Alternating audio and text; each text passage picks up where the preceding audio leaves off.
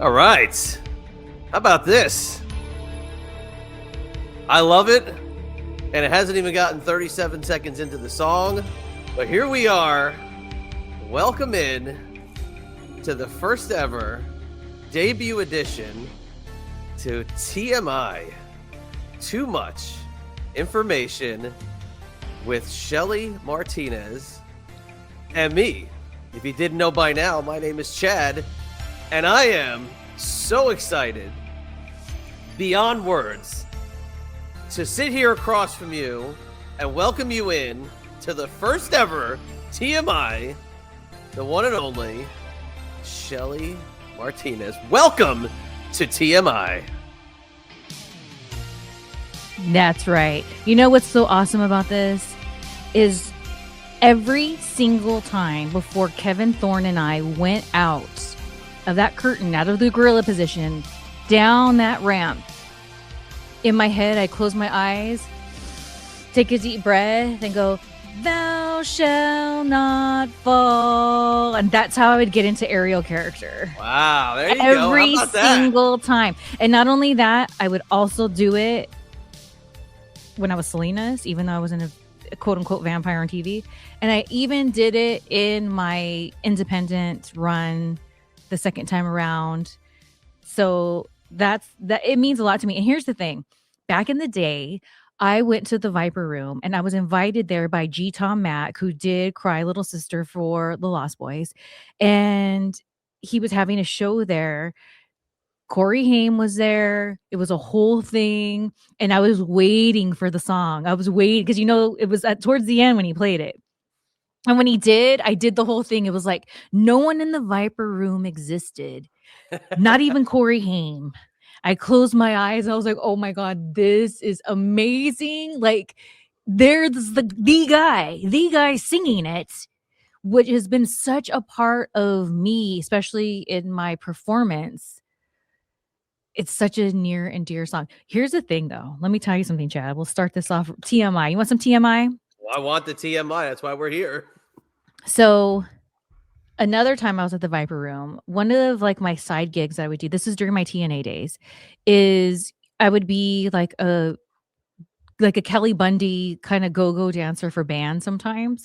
And so there was this band and they were really good. I wish I could remember their name. And I was the girl on stage dancing while they were performing at the Viper Room.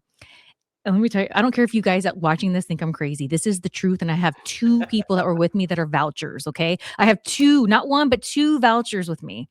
So I go and perform. My friends come to see. It was really awesome. So across the street from the Viper Room is the world famous Rainbow Bar and Grill, which during the heyday of the metal era here, 80s and 90s, more the 80s, it was a staple point for people like Guns N' Roses, everyone would go to the Rainbow.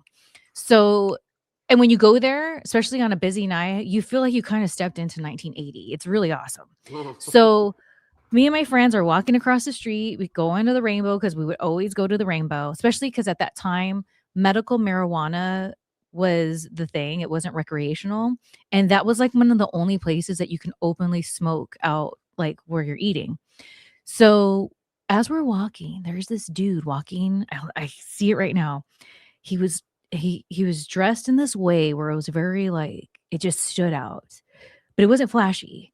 And he starts talking to me and he goes, "Yeah, I'm from Texas." I go, "I hate Texas." Now, the reason why I said that was my dad died in a car accident in Texas. So I always thought that Texas was like a curse to me, right? So he goes, "Really?" And then he opens up his cigarette case and he goes, "Would you like a cigarette?" I go, "Oh, I don't smoke." I go, "What kind of cigarette is that?" He goes, "Tobacco." I go, "I don't smoke. Tobacco's wacko. I don't smoke cigarettes." He goes, "Oh," I swear to God. He closed it, turned it upside down, opened it, and then there was a mysterious joint in there. He goes, "Here you go." And I was like, "What?" He goes, "Consider it a gift from Texas." Because I didn't tell him why. And I was like, "I'm good." And so my friends are like, "Shelly, why are you talking to this guy?" So then we go and there's a line to get into the Rainbow. We're in the line. We finally get in. We get seated. I could see where the line is and I see that guy again. And so he's with all these people.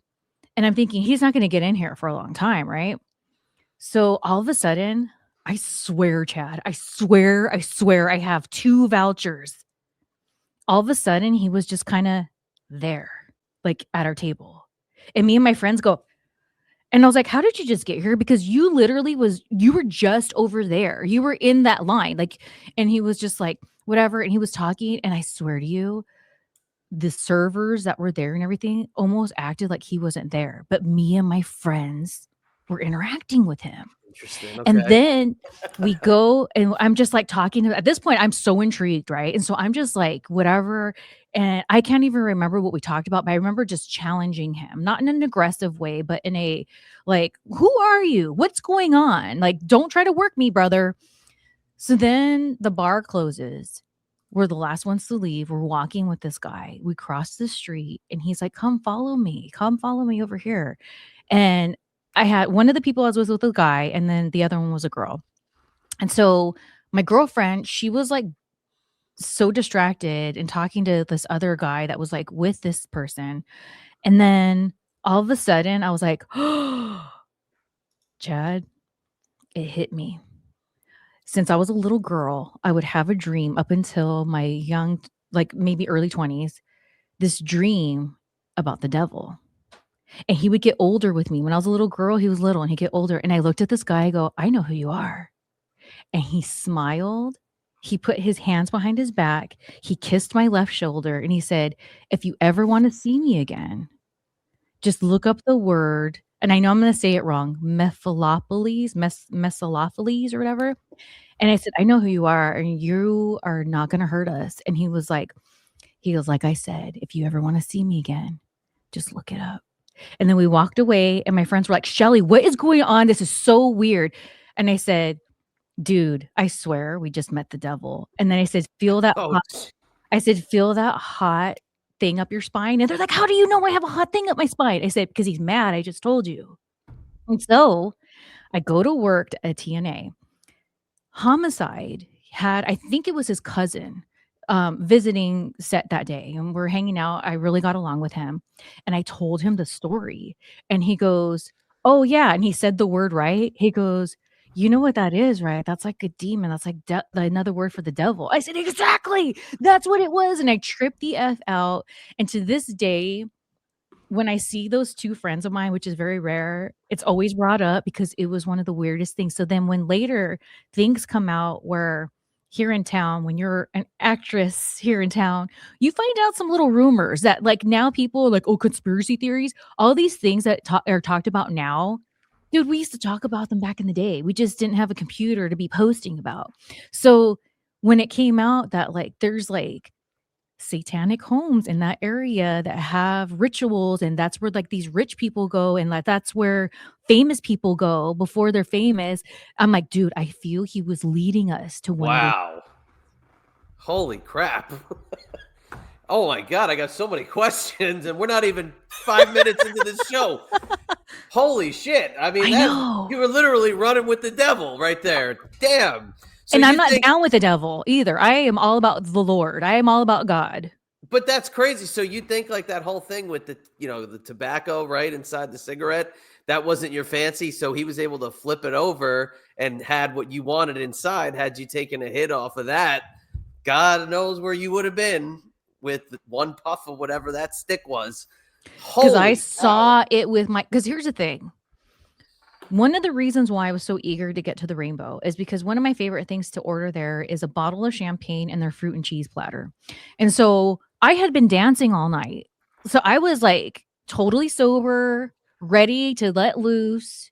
So when this happened, I was very of sound mind. I didn't even have time to medicate. So one could say, oh, maybe you're too high. No, because I was working and not only that, I was up there dancing for like an hour and a half.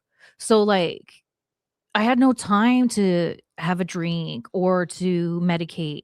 I was very aware of what was going on. That's why when he was like, oh, and he had this like mischievous smile and then turned it over and then whatever. And one can say, oh, maybe it was some sort of like illusion, but how did he know that it was a joint that I was going to be asking for? Exactly. That's what I'm saying. That's my first thought was that it was pick your poison.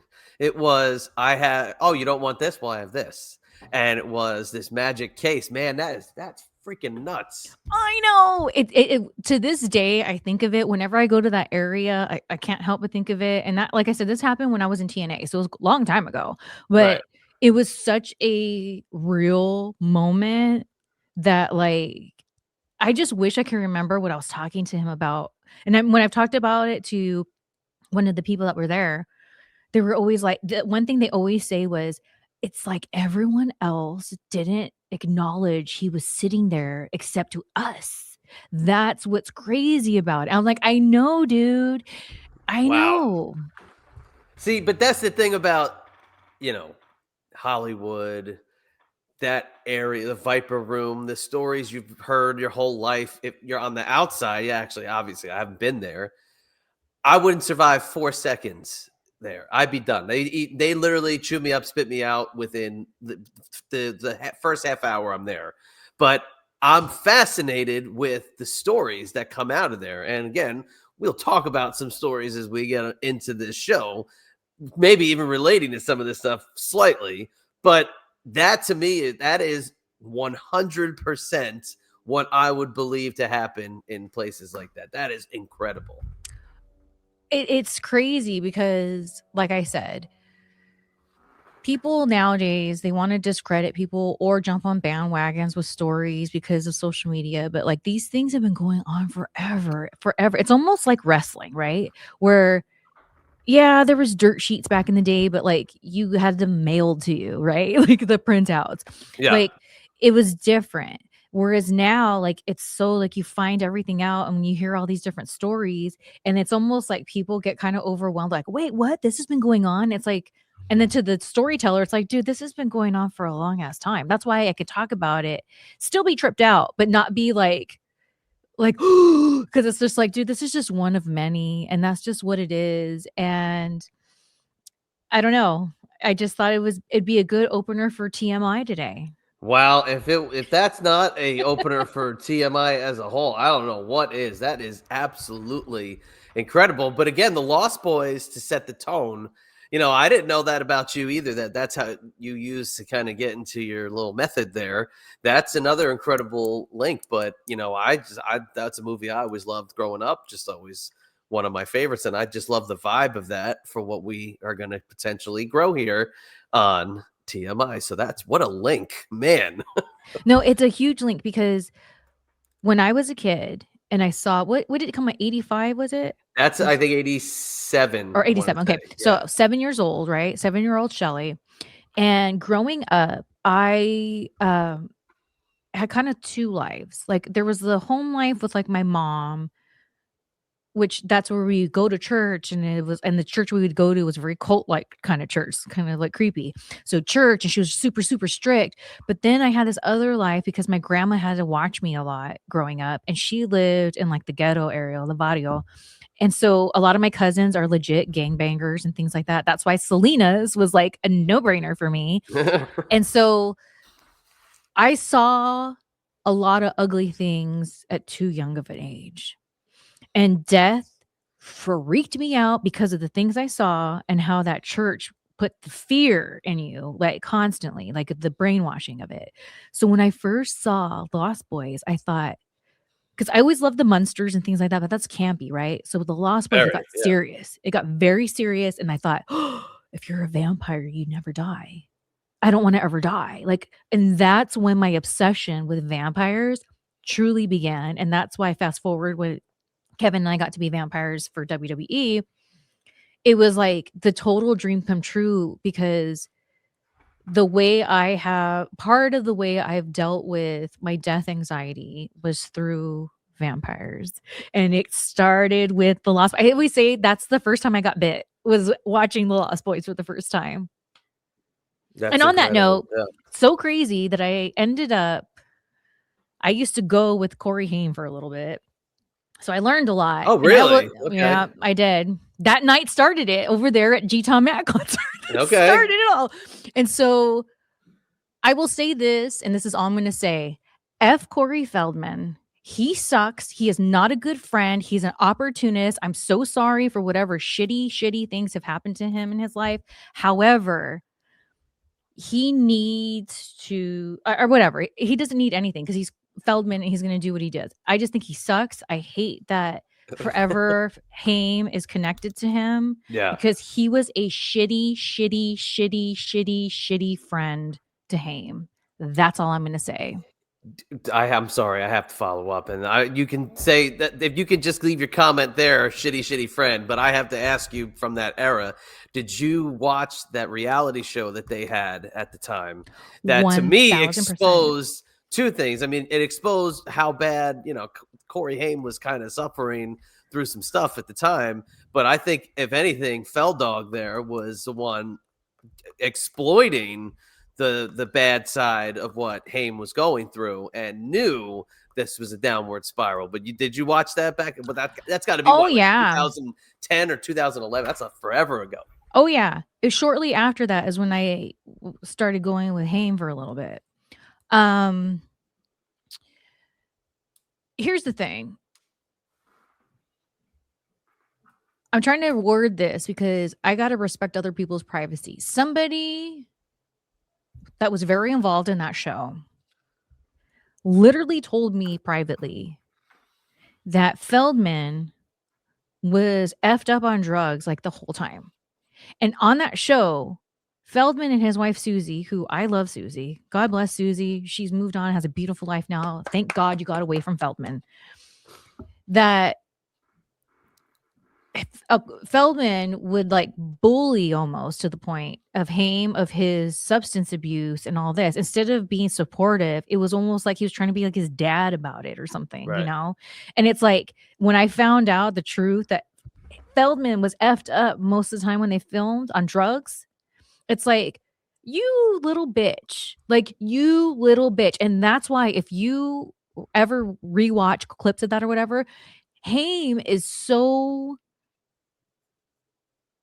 dark because he knows Feldman is all effed up on the drugs. Right. But yet is trying to be all fake for television to be like, oh, this and that. And, blah, blah, blah.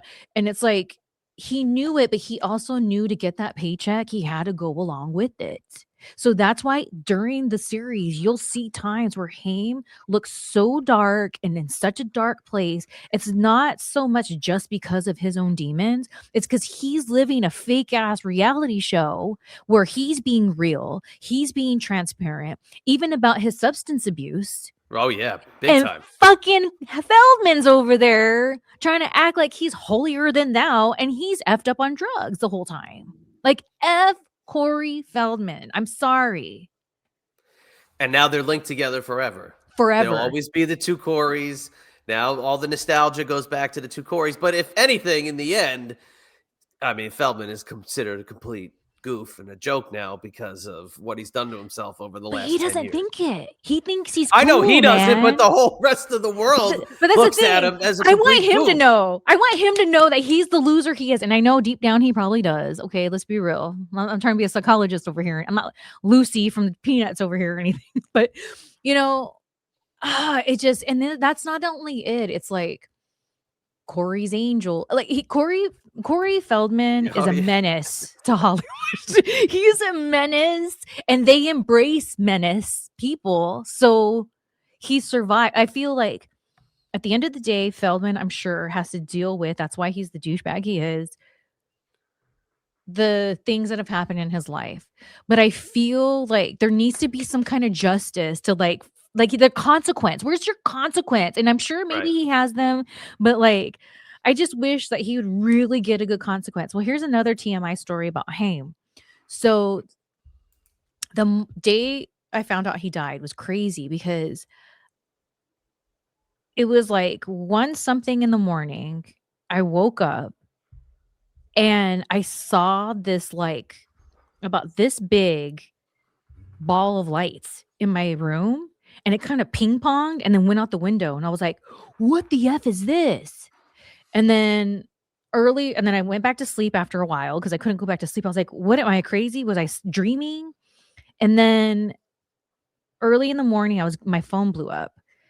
And my close friends were like, I'm so sorry to hear about Corey. And I'm like, what are you talking about? And so then that's how I found out he died. And then when I looked up his time of death, it was around that time, and I could not believe it. I could not believe it. And here's the thing. It's like some people are like, "Oh, he came to visit you," but I don't think it is. I think this is what it was. Because I had sex with him, I feel that energy that was in me because of connecting with him like that left because he was leaving. That's Interesting my way to look at opinion. it. Okay. That's my opinion. I mean, people look at that act as a very mutual way of bonding the two forces. So I could see that being the case, and his spirit now departing, that spirit departed your existence and being as well. Interesting, man. So crazy. But yeah, dude, especially because of aside from my personal relationship with him, how him being in Lost Boys and also Lucas, my first bong I named Lucas when I lived in Louisville. I named it Lucas. And I'm gonna tell you something. It was weird when I moved back to California and Lucas was smoking out of Lucas. I was like, what is going on with my universe right now? But Haim was so in so many levels. That's why whenever I see like when people, oh, it was his birthday today, or this is the day he died, on my Twitter, I'm always trying to honor him. And I always say F Feldman because that's my way of trying to honor Haim. Right. Because even though he was a hot mess, dude, I saw him, man, and I saw the real him. And I know what this business did to him and what he did to survive. And it's just like such a sad story. And it's crazy because child actors, musicians, and comedians are always what I bond with the most because we all have the same kind of experiences and bonded traumas and ways to try to survive. Interesting. Kind of piggybacks off one of the stories I want to talk about today, which is a great segue. And we can continue to talk about both Feldog and Haim as we continue the TMI journey. And I'll refer to him only as Feldog because he's made – look, and I'll make one more comment before I move on. The thing that sucks about him continuing to stay out there relevant is now that he was in so many iconic features that are getting – praised and convention highlights and reunions, he's now getting that spotlight twice as much as I think he would have a few years back where everybody was like jumping on the he's a joke bandwagon. Now it's like he's a joke, but now he can perform at a Comic-Con because the Goonies are reuniting or Jason Part 3 is reuniting. You know what I mean? So that's what sucks about him sticking around, but we are going to keep them in the background because I had no clue of your connection to. Well, real quick on that note, it's because he's now nostalgic. Because again, you got the Goonies, you got Stand By Me, you got Stand By Me. Yep, it's another one. Yep, Lost Boys. You know, you and then you want to go into like freaking License to Drive and like all these Dream a Little Dream. Like he's nostalgic, and that's what pisses me off because it's easy to. Here's the thing: there's a difference between liking a movie or music and what a person brings out in that art. You could still think that they suck and not support them, you know? right. But he's so like self-involved and whatever. I feel he doesn't care what where the attention stems from. He just feeds off of it like a bad vampire, and I hate it. F you, Feldman. Anyways, moving on. All right, so bringing this to a story about a former Nickelodeon actor named Tyler Chase that over the last, I'd say 3 weeks, the stories have been just coming out of the woodwork about how he has been homeless. He's been living on the streets. And as recent days, former co-stars of his have been trying to help him and get him rehabilitated, only to have things like hotels being wrecked and family members saying like, this is the cycle that we're in.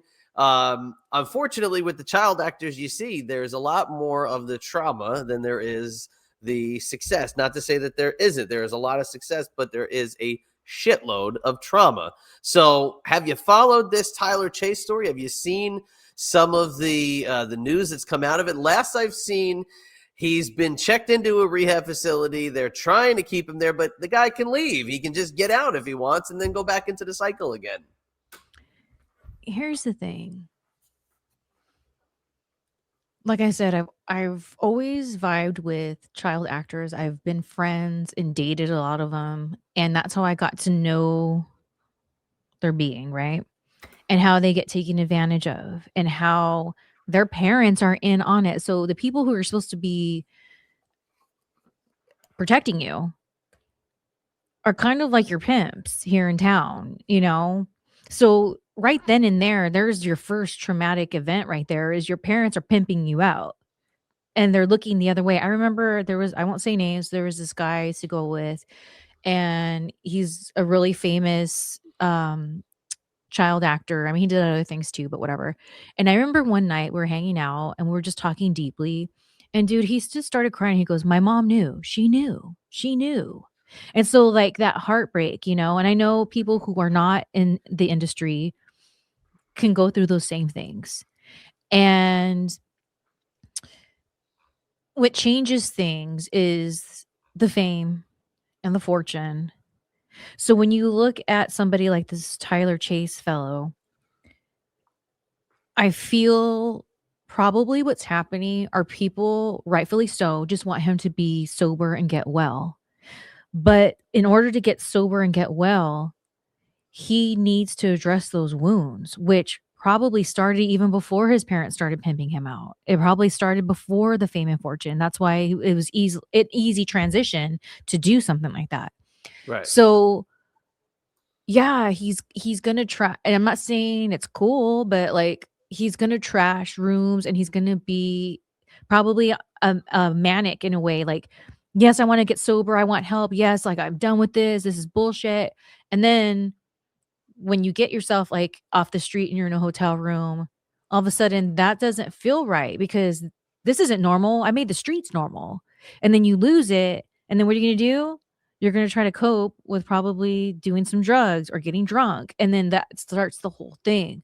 So, and I'm sure people have tried to get him into therapy and things like that. But I feel a lot of times when people don't understand addiction and how psychological it truly, truly is, and how people use a lot of times these substances to ease those different pains, whether it's trauma, whether it's pain physically, like whatever. So I've seen the stuff of this dude making its rounds or whatever. And honestly, I hate to say this, but I was like, this is nothing new. This is like, there's a lot of hymns out there, you know? It's sad that he has opportunity after opportunity to get clean and he just can't.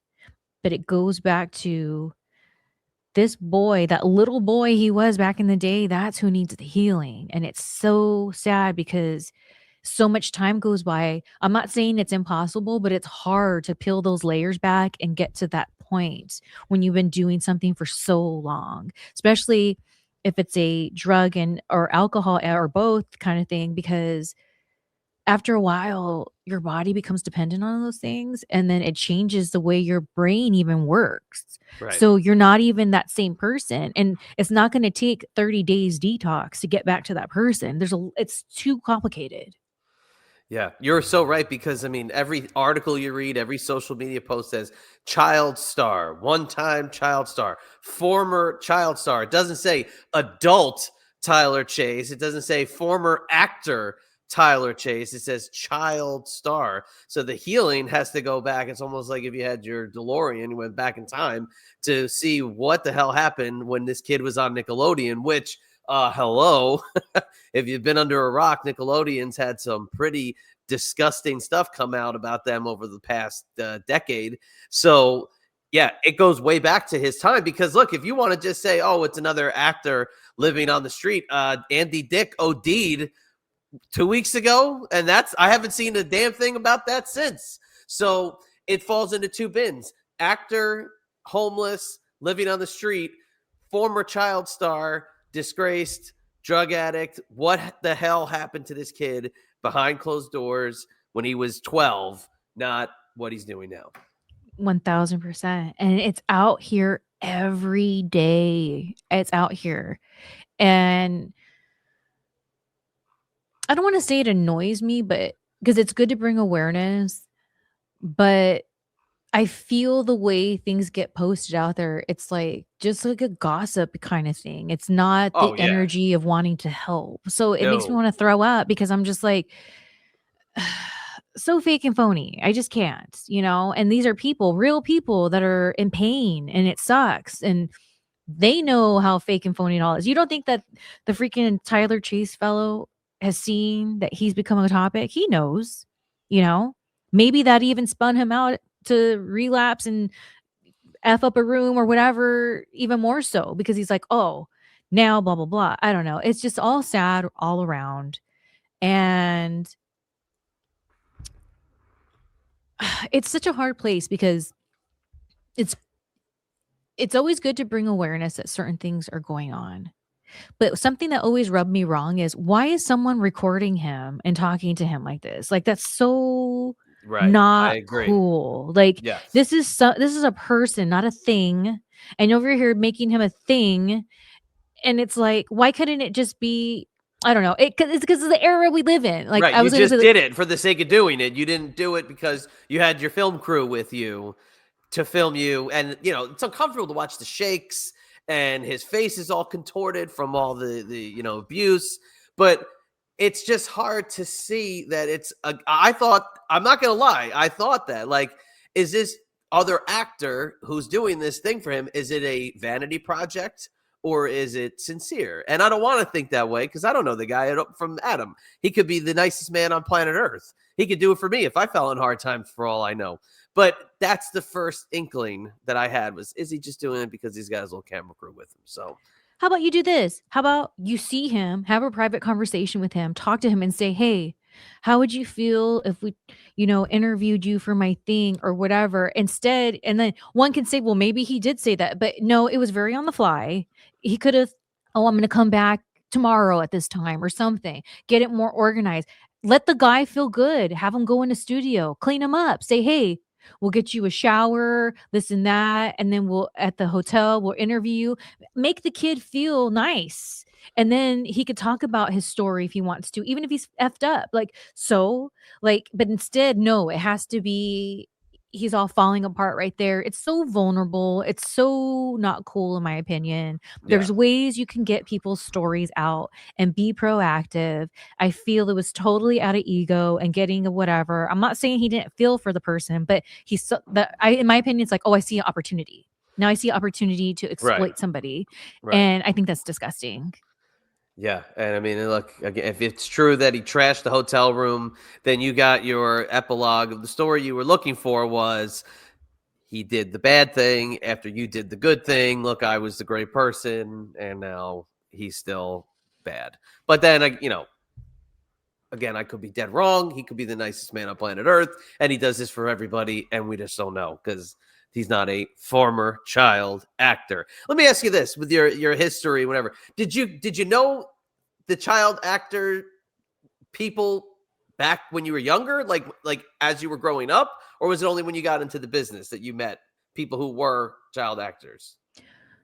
Well, I started the entertainment business professionally, like getting paid at 18. So Okay, that's when I started being like before WWE, because I was 25 when I got signed. right. So in between that, just being a girl that's a model, hot young girl in town, actress, I would be around a lot of different people. And that's when I would meet these different people and be invited to socialize and be in social circles with these different people. And then when I hit WWE status, those invites went even more. And then I was invited even more to different exclusive things. And that's when I really start, because then at that point, it was like I was around these people all the time. And that's when they would open up to me and start telling me different things, or I'd go end up being friends with them or whatever. And so it was in their adulthood when they were already not in a good place. Right. Okay. when I was meeting these people. And I related to them a lot because growing up, unfortunately, I had to deal with being groomed myself and sexual abuse and all that. So I understand all of it. And I feel like when you're one of those people, others can sniff you out. And I feel like that's why people felt comfortable enough to share things with me because they knew they can let their guard down. And I'm really grateful for it because, especially before WWE days, because I, much like everyone else, thought that Hollywood was this great place and like I was going to make a career out of it. I've always been in whatever. So to hear the realities very young and see them and seeing people in not good places, that's why when I went to WWE, some people are like, "Oh, she walked around thinking she's like a vet and like talking." And it's like, no, I already saw what the BS was. And so I just couldn't tolerate it.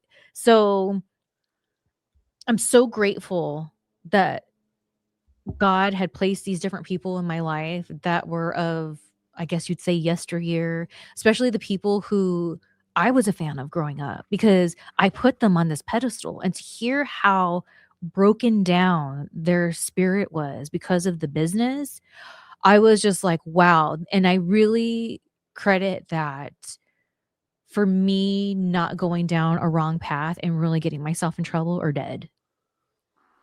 Okay. Honest way to look at it. I mean, but with you saying when you got to WWE and you felt like you had that experience. I mean, that's entertainment for you. I mean, the entertainment business does. I'm just going to use this word because you said it. Not, I know it's a different sense. Groom you for different parts of entertainment. I know you said it in a different sense, but that era of WWE, I don't know if it would be considered for fans that watch WWE now to be the same era it is today, because back then, if you weren't a certain box, you were considered arrogant. You'd have heat. You had to walk on eggshells. If you didn't say hello to somebody, you had heat. If you didn't, smile or shake hands, you had heat. So I could see if somebody who already been through some form of entertainment, you kind of were shit out of luck. You were going to be having that kind of microscope on you to start. It worked for me and it worked against me. Of course, it worked against me. Duh. We all can just go there. But in the sense of it worked for me, I remember I was in OVW. They didn't quite know what to do with me because there was two different things that they were going to do with me and it didn't pan out.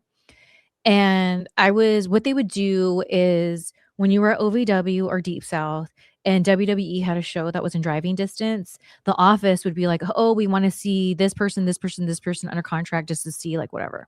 And so I was at one of those and they weren't really doing anything with me. And I saw Vince at the ring and he was by himself. And I was like, okay. So I went right up to him and I was like, hey, this is at the time Paul Burchill was the pirate. And I was like, hey, at OVW, I'm under contract. My name's Shelly. And I have an angle there where I'm obsessed with Paul Burchill. And I'm like this crazy pirate like chick. I said, so I'm here to tell you, Paul Burchill's missing something, and that something is me. So I'm asking for an opportunity tonight to show you what I can add to Paul Burchill. And then he just stopped and thought for a second. He goes, we'll put you on Velocity tonight. And then when I walked away, there was people like, you can't go up to Vince and just talk to him like that. I was like, why not? I'm going on Velocity tonight. Da, da, da. So the reason why I did that wasn't because I was, like you said, this arrogant, like what people can perceive person, like I'm going to walk up to Vince. It was Hollywood showed me if you want an opportunity, there's the boss. Right. And it was always said like, oh, you can't sneeze in front of Vince or cough, like all these dumb rules. So I looked at him as being like, okay, I don't have to cough or sneeze. He's just by himself. No one's there. He's not busy. He's just looking around. Kind of looks bored. Like, I'm going to go talk to him. And I think that even though I didn't have many one-on-one interactions with Vince, the few times I did, he just talked to me normal and was cool to me. And I think it's because of that first interaction I had. I think he kind of, I don't want to put words in your mouth, but I feel that he kind of was like, yeah, okay, this girl knows what she wants and like she's not afraid to ask for it. She did it respectfully. I wasn't all like whatever, like I need to show you tonight or anything like that. So going back to what you're saying, yeah, it did. Here's the thing. Hollywood pre WWE groomed me to be in the wrestling business, period. And then my experiences in WWE and how, even though it was brief, it put me on a different level because I was on their programming. Right. That groomed me for when I was in TNA, not because of TNA, anything there, but more so when I was at TNA, I moved back to California, and then I eventually started going back to auditions, doing little gigs and this and that. So it's like all of it kept just like getting me prepared for that next level, if that makes sense. Oh But yeah. dude, I'm telling you, it all started with me running around here in town, being 18 years old, with people I shouldn't have been running around with, learning what is what here in town. That's no. Hey, that's the way to do it. I worked at WWE in 2006 in the production studio. I was only there for like 6 months, and in a way, it set me up for all the other jobs I would have in the future. Because what I tell people is, when you chase your dream job, sometimes dream jobs become a nightmare. Because I hated every minute of working at WWE. I tell people this all the time. It wasn't fun. It was just walking on eggshells. It was people who were in bad moods all the time. And I never met Vince. I never met any of the McMahons. I was in the production studio. It was work. And it was watching the same shit over and over again. And it was awful. It was suit and tie. It was just the worst. This is literally the opposite environment I ever anticipated being in. But what it did was it set me up for jobs that I would then have down the road, and I could then stay in for long periods of time and enjoy, because of exactly what you said. So that's a great little parallel. I thought I'd throw that in there. Well, here's the thing too. If anyone's watching this and they like want to be a wrestler or in an entertainment business, it's like a lot of times what people don't realize is like when people are like, oh, what's your advice to people who want to be in wrestling? And it's like, of course, I want to be like, don't. But what are you going to say? You can't say that. So it's like, I always tell people, go after what your dream is, because you never know, even if it doesn't work out the way you thought, it could lead you to where you need to be. And then in both of our cases, it's like we got what we wanted. Maybe it wasn't exactly what we thought, but it helped us in the future and continued to. So it's like I wish people would realize that, yeah, it may not work out exactly the way you thought, but the not giving up mentality can just lead you to something completely different. But if you didn't go through trying to chase that thing or trying to do what you can do, and some people are like, I've done everything and I just can't. And it's like, good. Something will come of it if you pay attention and don't harp on the fact that it just didn't work out the way you didn't want it to. Yeah. No, that's a great way to look at it. Vince, I'm going to just compare Vince to another guy I want to talk about today. And Vince will continue to come up because Vince is like herpes or something, or some sort of disease that just continues to come back. You think it's gone, but it always ends up coming back. And I do not know that from experience. That's just from medical knowledge. Jeffrey Epstein and the Epstein files, and everybody wants the Epstein files released. Now, you and I, we've talked about, we want to do pop culture on this show, and I'm going to put a giant news story in the pop culture realm, only because they released some pictures not too long ago, probably about a week ago as we were recording this, that had a lot of familiar faces in it. And I like to think of Vince in that same vein, as he's like the Epstein of the wrestling world, right? Maybe someday there'll be the Vince files, right, that come out. But did you get a chance to see some of these pictures that were released and some of the folks that were photoed? Now, I will also point out, it has been said, I believe Chris Tucker was the one that said the pictures that have come out were from a some sort of humanitarian trip to Africa that all these people were on together. But nonetheless, one guy is still right there, dead central. First of all, there's a lot of information that's been coming out about all this. Now, I'm not supporting any of it, but it's nothing new.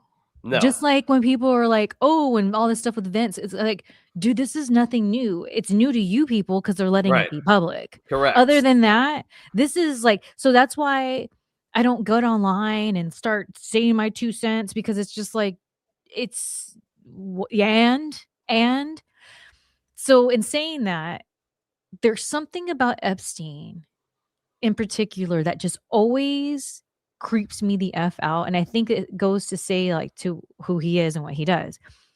It weirds me out that he's always making this, like, every photo is always like this. Yeah, that's a good point. They are very. It's like, what is that about? And so, not that long ago, when these photos started coming out, there was one photo I saw, and he was like laughing.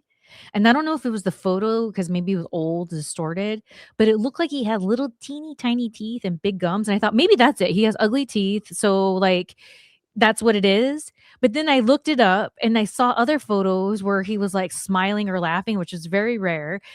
And then his teeth look normal. So, like, I don't know what that's all about. But that's the thing about Epstein that bothers me the most, is like every single time it looks like he's almost like Herman Munster holding in a smile all the time. It's so freaking weird. And here's the thing, like, it'll be interesting to see moving forward what happens, because in my opinion, media lets you know what they want you to know. It's still a controlled thing. So when people are like, "Oh, the Epstein," and I've seen all online, people it's like, you guys are being worked. You know that right now? Like, it's a big work. Like, they'll let you know what they want you to know and how they want you to know it. And that's about it. So, like, either do your own homework or shut up. And so, seeing these different people, nothing new to me. I'm like, yeah, makes sense. Like, whatever. But it's going to be interesting to see how different people will spin things. Like you're saying, Chris Tucker, and like, and this is what annoys me in general. Like, you have people like a Justin Bieber, or I really like his work, but I have to throw in there like a Terry Crews. They're out there being these quote unquote whistleblowers, but it's like, but you've done things too for your spots. Yeah. And so why are you even saying anything? Why? Because it's all orchestrated. Why? Because they want us to know these things. And that's why people are like, oh, poor Justin Bieber. I'm like, yeah, it really does suck what happened to Justin Bieber. But let's talk about what Justin Bieber has done to make other people's life suck. Let's Oh yeah. there's things. And so with the Epstein,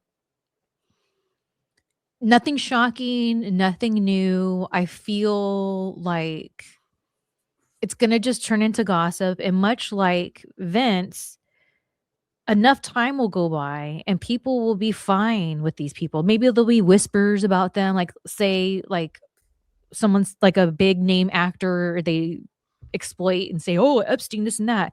Give it enough time, man. They'll go and do a movie. People will still pay to go see it. People will still be following them, like the whole 9 yards. So that's why, to me, the Epstein files and people getting so emotionally involved in it just annoys me, because they're being worked, man. It's all a effing work. I feel like this stuff was out though for a long time. Like, I feel like we knew who Epstein was years before he hit the radar. People always talked about him. There were pictures about, like, in the gossip rags where he would pop. Like, I feel like I knew who he was years before. And then even when he was alive, there would start to be the YouTubers that were popping up, dropping little breadcrumbs about who he was and what he was doing and this and that. But what the big photo dump that, like you're saying, it's a big work. I mean, look who they're throwing out. They're throwing Michael Jackson was in those photos.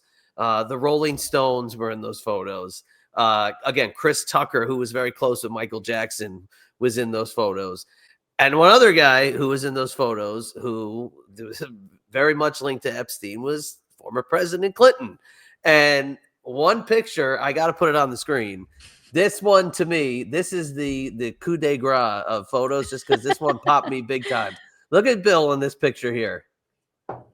Love and life. I mean, does this not look like a guy that is loving what he's doing, whatever nefarious things are going on? So loves it. They're dangling carrots out there for people to lose their shit. And I feel like this is shit we've already known and lost previously, but people just take it and they're like, yeah, let's get worked up again. But this is the picture. I was like, this should be on the front page of every newspaper. If this was the biggest story in the world, this would be the front page of every newspaper in the country. I say this to my wife all the time. When we watch a documentary and they're like, oh, it's, uncovering the bones of Hitler, or we're going to find out, blah, blah. I go, if this was real, it would be the lead story on every newscast in the world. And I don't care about media run by this side of the political realm or whatever. No, it would be run everywhere. So the fact that like they just decided, oh, we're just going to dangle this one out to you and put it in a photo dump. It's like, no, that would be the first photo you put out there. Who's blacked out? Yeah. Who is all these that? people blacked out. That's the thing too. And all these photos, like the different little blackouts, it's like, whose feet are those? Exactly. That's not Michael Jackson or Chris Tucker's feet right there. Oh, maybe it could be Michael Jackson for all I know, but it's not Chris Tucker. I mean, I agree. This is a work, but with Vince, again, the correlation between the two being very strong. The difference between Epstein and Vince is that Vince doesn't have anything photographed or videotaped that we know of. So there's a difference in the caginess of the predators that are out there. Vince McMahon is less sloppy. That's what it is. That's apparently that's what it is. Is that he's? I mean, look, we don't know what they've got under lock and key somewhere in a lawsuit. Which I mean, I've heard things over time that there's been some suits that have been quietly put to bed. But I've never heard of video evidence or photographic evidence like this. I mean, we don't know anything about that. So, and the thing is like, with stuff like this, like, again, one of my biggest issues is people who are of some sort of celebrity status or influence, and they're out here, and I'm sure it's part of just the whole work, acting like they're these little do-gooders. And it's like, it's so annoying. It's almost like when somebody's cheating on their significant other, but they're out there being like, this person over here is a cheater, you can't trust them, and this and that. But it's like, you're doing the same thing yourself. Like, I hate it. It's so it gets on my nerves. It just really does. And again, I in my opinion, everything on media is a work and it's orchestrated, and I wish it wasn't, but that's just the way I feel things are. And so I often say this in my personal life. If someone lies to me, but they eventually fess up, I can understand that and be forgiving, because 9 times out of 10, when people aren't like totally shitty people, when they lie, it's usually because they're afraid of what people are going to think of them or hurting someone's feelings. So generally speaking, so I can deal with the lie, if we could talk about it and the truth comes out. But something I cannot have any patience with is a manipulator. Because when you're manipulating, you know exactly what you're doing. You don't care who you're screwing over to get whatever agenda you have over, or who you hurt, any consequences, because all you care about is what you want. And so you're going to do X, Y, and Z to get that, AKA the manipulation. So media, to me, that's how I feel it is. It's like, they're going to manipulate these truths or frame stories, or only let us hear certain things. And I don't like that, because it's like, it's all a manipulation. And I used to be someone that loved watching the news, knowing what's going on in the world and whatever. And then when things started clicking, I was just like, dude, I don't like, how dare media do this to me? Like, what is the world, just one National Enquirer? I thought that was just one magazine that we all knew was a work. And if you want to enjoy that, you enjoy it. Bat Boy, whatever. So it's like, I feel now with social media being what it is, all of that manipulation of narratives and storytelling is at its ultimate high, and I hate it. And now you got the bots out there, the freaking Skynet, starting rumors and gossiping and fighting with people. So then it adds to that, and it just makes me want to throw up. And like this thing with the Epstein, some of it It's kind of none of our business, right? What people, consenting adults, are going to do, they're going to do, right? Same thing with Vince. Like, my whole thing has been like, if you're not hurting children or really hurting other people in general, like if everyone knows the deal, like the Janelle Grant thing, she knows Vince is going to want to take a dump on her. She knows it's coming. That's it. It sucks. It sucks that she felt that that's what she needed to do for whatever, but it was consent. Like, she knew. It wasn't just one time and then, oh my gosh, like what is going on? She knew. So there's a lot of that with the Epstein stuff. There's a lot of not that is disgusting of people being hurt, especially children. But when it comes to, I think that's why they're letting out stuff with like Clinton looking there all living his best life and all these adult ones, because it's kind of just gossip and no one's business. If you want to be acting like you're in Sodom and Gomorrah, that's on you. Like, that's on you. As long as everyone knows the deal, whether it's ugly details or not, and they're okay, they think that that's worth it. That's your business. And I think that's where something with the Epstein stuff, it becomes more gossipy because they're steering away from the real crimes here, which is the children and the people that are adults that were not consenting, that are being trafficked and all this. Like, that's not cool. But it's kind of being overshadowed because it's like, oh, we have Clinton and then we have Michael Jackson and see, like, and so that's where it becomes just this gossip thing. And you have these keyboard warriors that are like in their everyday life losing peace and they're like losing sleep because they're worried about this Epstein thing. It's like, you're being worked. Don't be a mark. Don't be a mark, people. The fact that, one of the girls who the documentary was about on Netflix was hit by a bus, like out of the blue, like a year ago or whatever it was, and nobody covered that. I mean, like, there you go. That's one of the victims that just flew.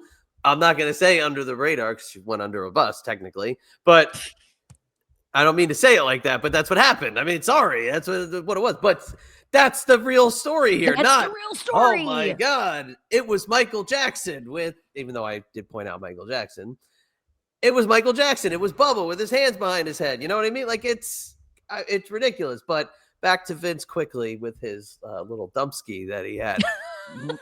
I just got to get your raw reaction because I've never talked to you about it. Nobody had that on their bingo card when that document hit, that we were going to find out about Vince crapping in Janelle Grant's hair in, their romps. Thoughts? I wasn't surprised. Like, okay. I'm just going to be real. Like, I wasn't surprised. Doesn't mean I think it's not.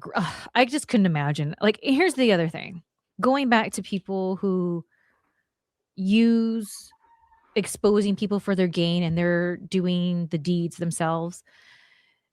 The reason why it really bothers me is because being a girl from SoCal, being that since I graduated high school, I've been in the entertainment business professionally, I've had plenty of opportunities to sell out in many different ways, or to have arrangements and these different things that would cause humiliation to me and all these different things, but I'd be sitting pretty. And I chose not to. And my life is a very fruitful life now, but it took a lot. And I ate not like Janelle Grant, but I ate a lot of shit. Okay. Like, missed opportunities. She had it more in her hair than anything. More in her hair. Yeah. So like, it offends me because it's like, look, you took this route and now you're bitching about it. Like the Janelle thing. It's like, gal, first of all, why is there only one photo of her ever? That one photo. Why? That's weird to me. That always was weird to me. I'm like, why is there no other photo? Not just one other photo. It's just that one of her, like, anyways. So wait, I have seen another photo. You have? There was two photos. It was the one of like that, like kind of on the side profile, right? But then there was another one, and I got to be honest with you, and I'm not saying anything derogatory here to Miss Grant, but there was a little bit of voodoo going on with the one photo because she did not look the same that she did in photo number one. Gotcha. I didn't know that. Okay, well, there's two photos. I'll have to find photo number two. Yes, please. Excuse me to send it to you. Please do. But it's like with like Janelle, she thought it was worth having this set up with McMahon, right? So it's like, so maybe you can answer this. So why the lawsuit? Because is it just blackmail, or is this a setup? Is this a humiliation ritual for McMahon? Like, what is going on? Because like, look, I'm not going to elaborate on this, but I do not like Chris Jericho. And it makes me mad that when Jericho was out there and there was making the rounds of he was kind of quote unquote defending Vince, I was like, damn it, I agree with Jericho. I don't want to agree with Jericho, but I do. It's like, he's a grown man. She's a grown woman. Right. There was an exchange of, it was what's the word I'm looking for? Like it was a mutual agreement. It was a mutual agreement transaction. It was a transaction. It was a transaction. So I was confused on like why it was like this big old deal. Now I understand that that's at the end of the day, correct me if I'm wrong, it was that he used some of corporate money to fund that. Okay, I understand that. It was that, but it was also the payments didn't go through, all of them. That was the other thing, is that I think he reneged on final payments, and that was a part of why they found out everything. So I get that, but like all these little, like same thing with Epstein. It was all just gossip. And I remember when that documentary came out, people were like, "Oh, did you watch it?" I'm like, "No, it's nothing new. I already know everything that's probably going to be said in there, aside from the details with the Janelle Grant thing. Like it's you hear stories about Vince and how crazy he is and this and that and the other. Even before I made it to WWE, you know, you just hear things being in the business. So again, it just became gossip. And I remember everyone being so, like, generally speaking, like offended and like, I F Vince and this and that. And then it seemed like shortly after all that, he made some sort of appearance in WWE and people were like going like this to him, bowing. And it's like, see, dude, see, just little time go by. And I guarantee you at WrestleMania this year or next year, if Vince McMahon showed up, the place would go. They wouldn't boo. They wouldn't boo. I've been saying the same thing. They wouldn't boo. Yeah, I agree. I completely agree. It would agree. erupt, and he would be walking in and doing his thing and loving every second of it, looking all creepy how he does now. And people, maybe there'd be a handful of people that would be like, ugh, whatever. But the majority would be cheering, doing the bows. Oh, got the phone out. Holy shit. This, that, and the other. And it's like, so why were you all pissed off then? And like getting in your emotions then, like a couple years ago, like it gets on my nerves. It just does. But you know, everyone handles things different. So who am I? Maybe I'm just a judgmental bitch, but just being a person, seeing all this stuff happening in the last few years and all the stuff that comes up, it's just like, that's why, like, when people want to give Bret Hart a bad time, I'm like, I think he's just a dude that's just kind of over it. Maybe he's not this like bitter guy. He's just like doesn't give a crap. He's over it and is like, you guys are just a bunch of marks that like you don't even know. Like you don't even know. And that's how I feel about Bret Hart. It's like, I don't think he's this troublemaker, this bitter person. I think he's just like doesn't care about people liking him or not. He is over it. He's Bret Hart, so he's been in it for a long ass time. He knows. So it's just really annoying. So did that girl whatever happened with that court thing? Did she get her money from Vince or with Janelle? I think there was some sort of suspension or something. Honestly, there's been so much that's happened since I don't even remember, because there's so many other things that happened. Look, he was in and out of court with her. Then Hulk Hogan dies. Then he has a car accident. All the car accident stuff took over, right? I mean, and then when he was at the car accident hearings, people are out there getting autographs. He's taking pictures. I mean, he's doing the whole Vince. He's got the new hairstyle. He came back with the mustache for a little bit. Mustache. He Madonna'd himself. He reinvented himself a few times. He had the Clark Gable mustache for a little while. Then he got rid of the mustache. Now he's got like the Pepe Le Pew, like two-tone, like the white here and the black there. I mean, like I've been saying it for a while. Francine never agreed with me. I've been saying he'll be back. And not as a character, but he will be back on TV to do a bow. I thought he was going to be at Cena's farewell, But with the Stephanie McMahon Hall of Fame induction in WrestleMania season, I 1,000% guarantee Vince will be there. You cannot tell me that Vince McMahon doesn't get the itch. Here's the thing. Vince McMahon is Vince McMahon, right? He reinvented WWF and made it to what it is today. He grew up in it with his pops, right? So like he knows nothing really outside of the business. Think about wrestlers who are born in the second generation, third generation, their families in the business. It's like once they retire, what happens? They have to go back because they can't sit still, because after a while, after maybe they live the life that they've been missing because they've been on the road for so many years, then they get bored and they're like, damn, I miss being in front of the crowd. I miss being in that ring. I miss these things. And so you cannot tell me that V does not miss popping people, whether it's a good pop or bad pop. He doesn't care in that ring. That's what he lives for. That's what he breathes off of. Again, maybe he's been tired because he's an old like man now and had his best life, but you cannot tell me, as being a professional wrestler myself, that he does not get the itch to come back. And people tell me too, they're like, no, he's really gone. And I'm like, yeah, right. I don't buy it. I don't buy, like, I understand they sold the company, but I just don't buy that he is completely out of the business, out of WWE.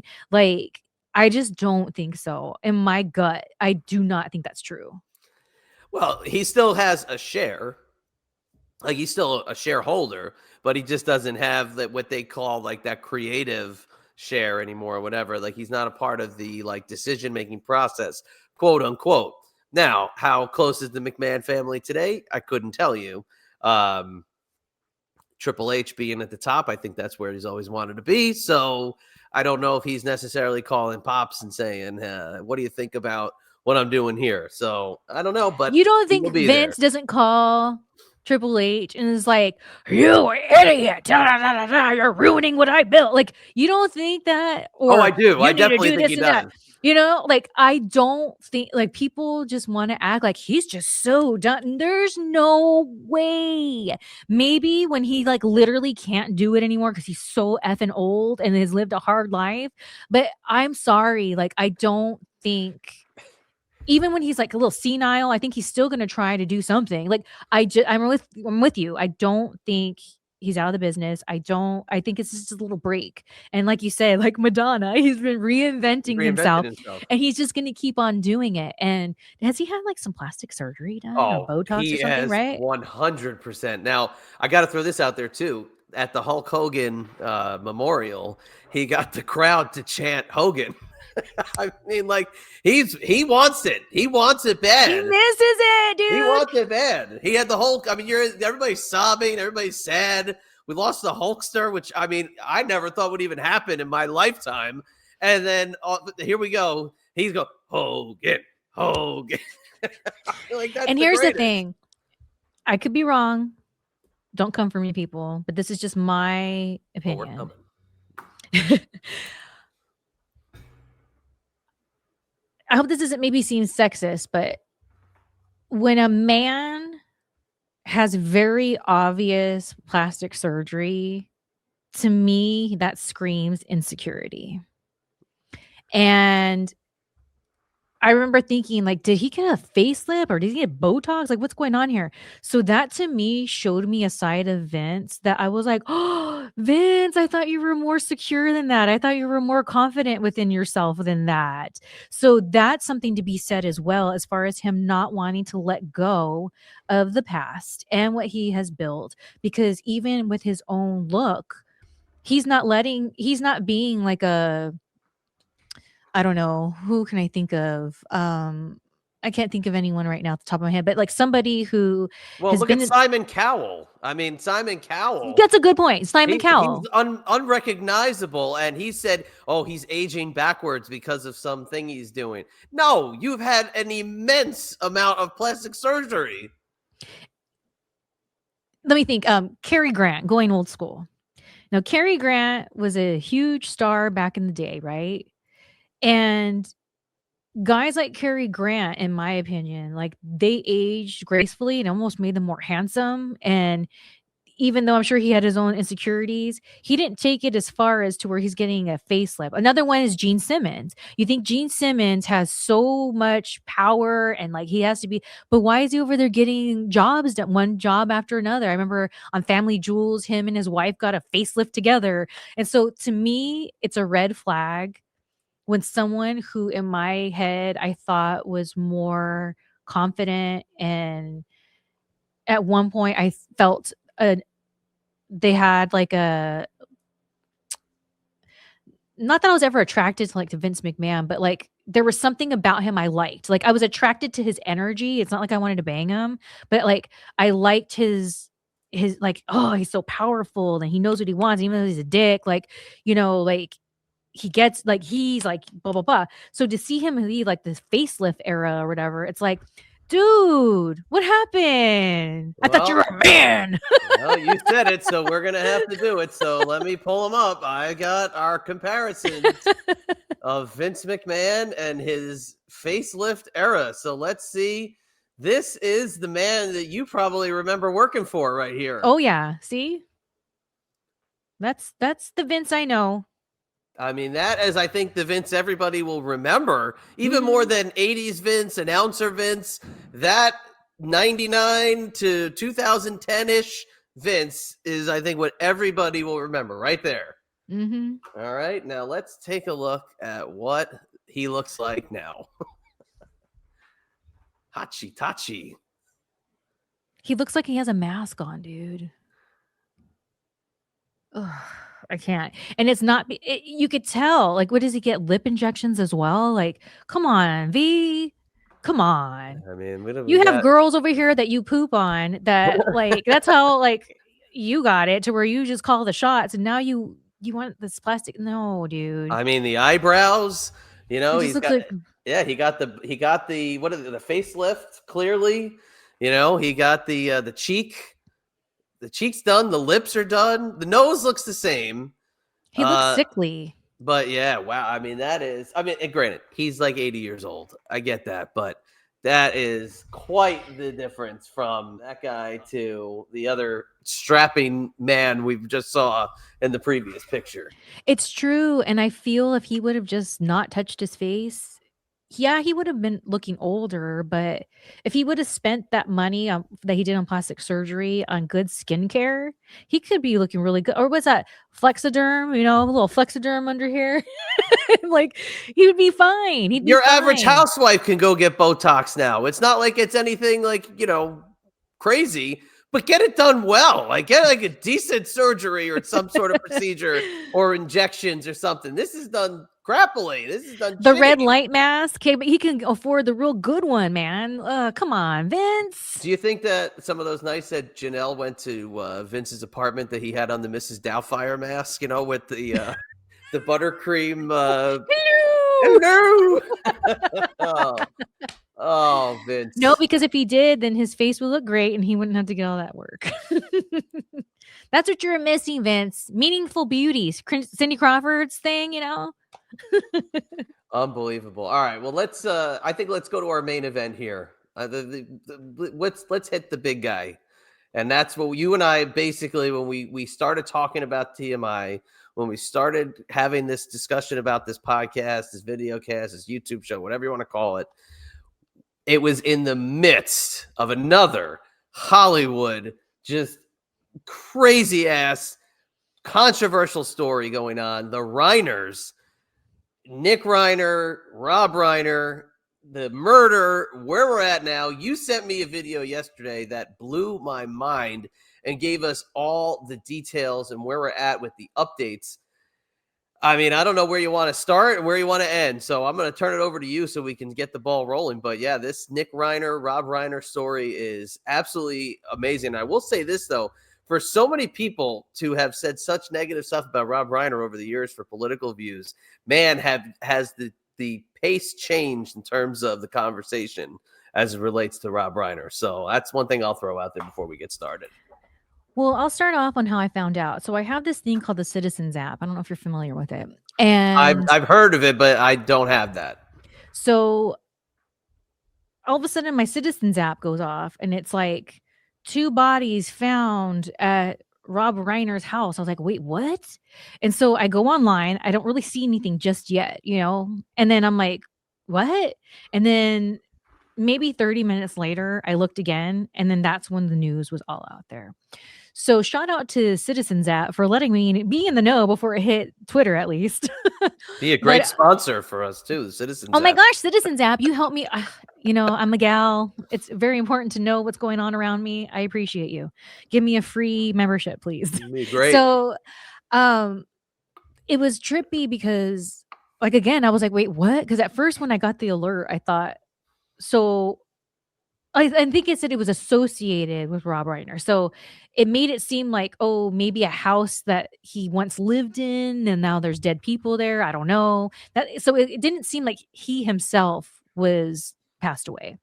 So when it came out, I was just like, dude, this is creepy and weird, especially because you just hear weird things about Reiner being a part of it and I don't know.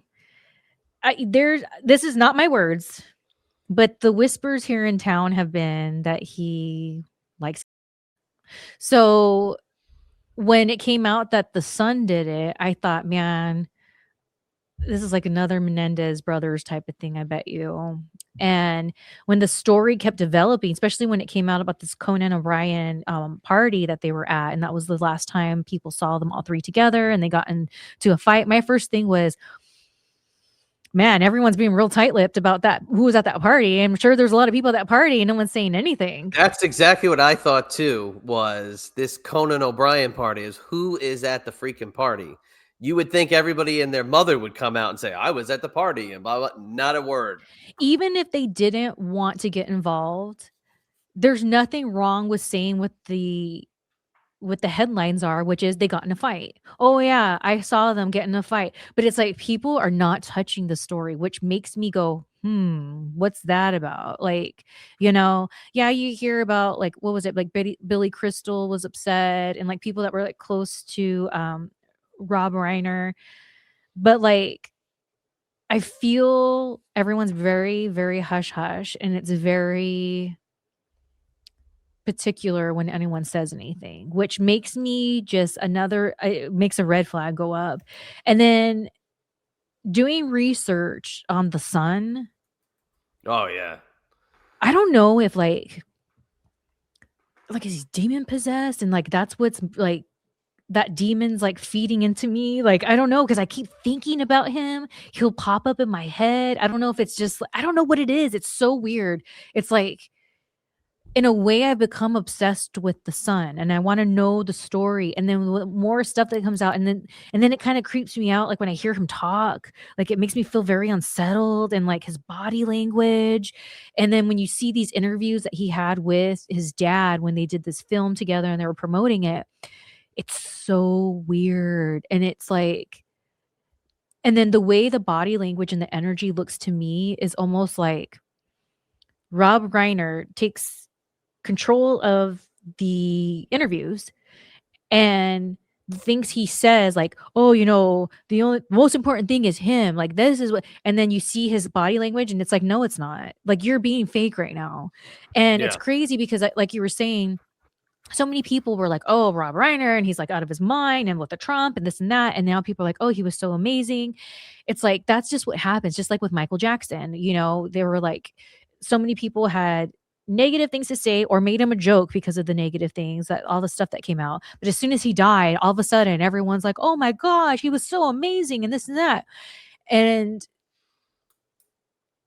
I don't know. I just think people need to realize that Rob Reiner probably wasn't a really good person. And I think in my opinion, I feel he probably pimped out his son. And that's why the son's all jacked up. On top of they're saying, he's been diagnosed with schizophrenia and, he's been struggling all these different. So it's like, it's almost like Nick Reiner's story that's been getting out and how his life has been is a lot like child actors that I've known. Right. So that's what tells me he's been abused. And I'm pretty sure the dad had something to do with it. If not, he pimped him out. So it's messy. And that's probably why all of Hollywood's not really saying anything because, but so it's going to be interesting to see what'll come out. I don't know. Like it's just a story that I'm really obsessed. Like I look it up every day to see if there's anything new that came out or whatever. It's almost like I want to know the truth. Like and I know I'll never know the full truth unless I meet somebody one day and they're like, "Oh, I knew them. This is what was going on." But I don't think that'll happen. Well, we all love a good Hollywood murder mystery. That's number one. You're obviously there, so you're engrossed in the. I mean, to get a freaking alert on your damn phone, that's insane. You know, like we just heard it, like everybody else on the East Coast, like, oh, on Twitter, there you go. But to piggyback off what you said about, rumors regarding Rob Reiner, the big rumor is the girl from Poltergeist. What's her? I forget her name at the moment. Carol Ann. Yeah. I just her real name's escaping me. Me too. Now that you She mention it. died. She died of a horrible. Well, was it sepsis or in case she died of some horrible, Something ugly. yeah, some awful like infection that the rumor has been for years is that Hollywood bigwigs, perhaps with a similar name to Schrob Schreiner, and Steven Spielberg, had a lot to do with the death of the girl from Poltergeist. So what you're saying makes a lot of sense. Now, when I see the photos of Nick Reiner, I see somebody that looked very scary. He looks like he's got nothing going in between the eyes. Like he looks lost. They look empty. And in those interviews that you're talking about, what I really observed was his dad took the lead because he doesn't have much to say. He's lost. And the drugs and all the things that he turned to is the only outlet this guy had, because whatever you're perhaps on the right track to, that could be used as a mask. Now everybody's saying he was always destructive. He was always kind of as a kid growing up, like he had some issues, that he was clearly like there was something different than other kids. So maybe there's another outlet that we're not exploring yet, but the pictures they show of this guy, I mean, on the red carpet, I mean, I don't know. I know you can get a candid shot of somebody when they're not looking, but every shot of this guy is the lights are on and nobody's home. So I just think that he's a ticking time bomb, and whatever went on in that house was many years of built up Menendez style murder that we saw go on, in front of us, basically, with those interviews. I mean, it showed a lot into the window. I saw a article that was saying that throughout the years, many years, the police are often called to their home because of, I forget what the code is, but a lot of times it's the code of when there's like family violence. And so again, it's nothing new. And when you say the lights are on, but no one's home, to me, I do see who's home, and it's like a demon, like something is taken over. That's what I'm just like, dude, like, and then I wonder, like, what's the story with the sister and the other brother? Like, why do they seem, I don't know, like they're very, I think I saw a quote that they're like, oh, our parents weren't just our parents, they were like our best friends, like whatever. So it's like, what, like you said, what makes that him different from the other ones? Or is it that the other ones were groomed in a way to get to be okay with whatever, and then he just was not? Who's the oldest? Is he the oldest of the three? I wasn't sure if he was the oldest or the brother was Oh, the okay. oldest. I'm not 100% sure on that one. I don't have that info in front of It's me. just so, the whole thing is weird and creepy, and There's a video, if you look it up, it's Rob Reiner's roast. Have you seen it? Yes. Where he's like, they're roasting him and they're like, oh, his dad used to have Hollywood people in his bed. So like, like they're making fun of how Right. Rob Reiner's dad was pimping him out to old Hollywood and how Rob Reiner loves kids and that current, and he's sitting there laughing. And then when he's saying some of the stuff like, oh, then your dad was in bed with you and this and that, he's like, oh, Jesus. And like, it's almost like, not like, don't say that, man. It's just like, oh, here we go. Okay. And everyone's laughing and thinking Yep. it's so Yeah, funny. good And it's point. like, okay. So I don't know, dude. It's just gross. And we'll see what happens, what comes out, Yeah, so here they are on the red carpet. This one, I mean, this is a little bit more looking like he's got his stuff together a little bit, but still, I don't know. I mean, he's kind of off to the side. His Maybe he weight was clean for a fluctuated little bit. big time, Mm-hmm. like but that's obviously with the addict side, his weight fluctuated big time. Yeah, I don't know. It's Maybe that was when he was, like, clean for a little bit, so it's like he looked a little better, but, like, still the root of the problem's there, so it's like that distance. Because even in his like, the 4 of them are all close together, and he's even kind of yeah, that's what I'm saying. away He's from off the to the side. sister. Right. Yep. Off to the side. There's that clear distance. It is again, we love a good Hollywood murder mystery. And this is the freshest we've got. And we'll be watching a Netflix documentary about it in a year. And everybody will be talking about it still. And I'm sure we'll find out some new footage came out, but Conan O'Brien hasn't said anything. Who was the guy? The conversation he interrupted, the Saturday Night Live guy. I can't remember his name right now.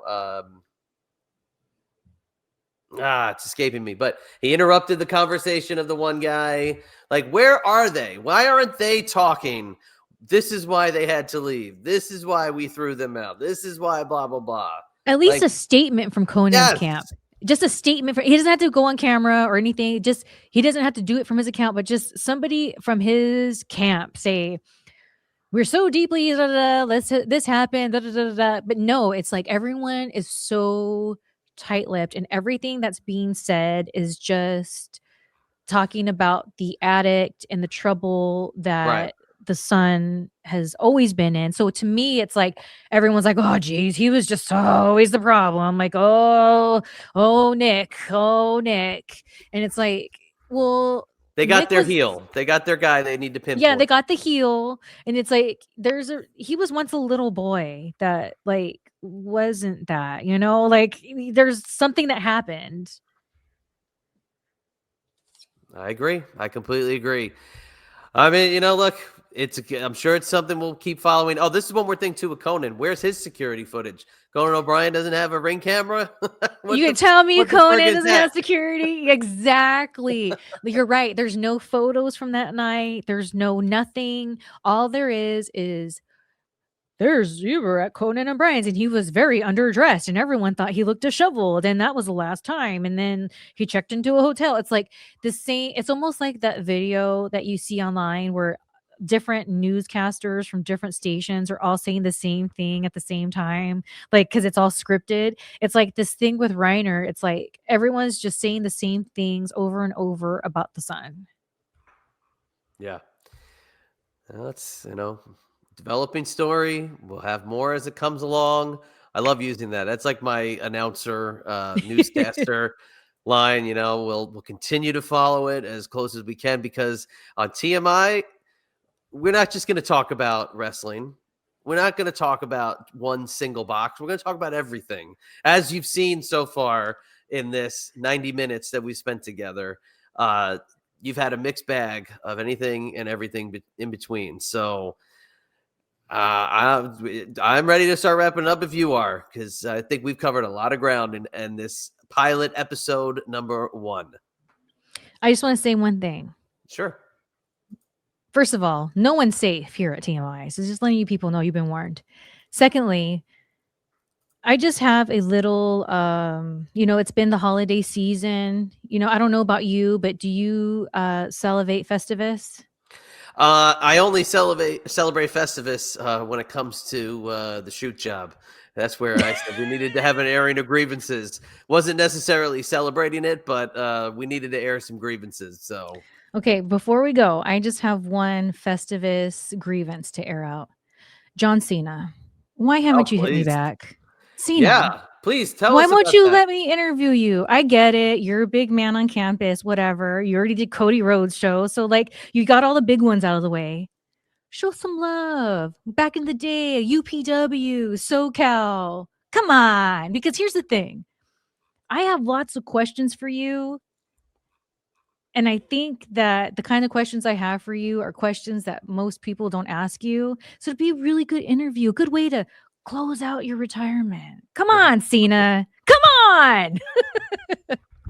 Oh, we'll bring him back up again for sure because I have questions about that guy, and we'll get to them as we go along in this journey. But yeah, I mean, come on, get some UPW alum in here. I mean, it doesn't need to be anything crazy. He probably never talks about UPW anymore, so we got to. And I mean, look, at the root of it, I'm sure he's the same old Cena that he always has been. He's just got a couple billion in the bank. That tells the difference. True. And so that's why, Cena, come on. You don't want heat with me. The last person you want heat with is me, okay? So just slide in my DMs, okay? I would be scared of that. I'd also like to say before we go, I want to point out the beginning with our theme music was done by a YouTube artist named NSX, Josh Innes. He did the theme music we use on Eyes Up Here, but he also does the Cry Little Sister 80s remix that we use as our theme song here. So I will drop the link for that so people can check it out. This is an amazing YouTube channel where they're basically 80s synthesizer versions of wrestling theme songs, movie soundtrack songs, and it is just an awesome collection of pop culture and wrestling music. So if you like, Cool. you'll check out NSX and support Josh because he supports TMI and is very excited about the future of TMI. TMI is very excited to be collaborating with you on the music for this show. So there we go. So do you have you like to share your social media links? I know you got a lot of stuff. So before we wrap it up, share what you got, and we'll get on out of here. All right. Well, I made it really simple for you guys, okay? So you have no effing excuse. ShellyMartinez.net/links. Everything's there. All my social media, all the things I got going on. It's really put together well for you. So just go to ShellyMartinez.net/links. Everything's there. Be there, be square. Follow it. See, look at it. All nice and organized. It's very organized. I love that. I love that you got it all there. You can check it all out, and all the links. I'm sure you'll add our TMI information as well, so your fan base can check out some TMI and they get to know the Chadster, Oh, which yeah. is, I mean, basically the biggest treat for 2026. If you want to follow me, it's at Chad EMB on X. It's at IB Exclusives on Instagram. Anything and everything in between for the world of the Chatster will lie there. We will check you next time for a little TMI. Who knows what will be said next? But for Shelly from Cali, this is Chadster from VA. We will catch you on the flip side.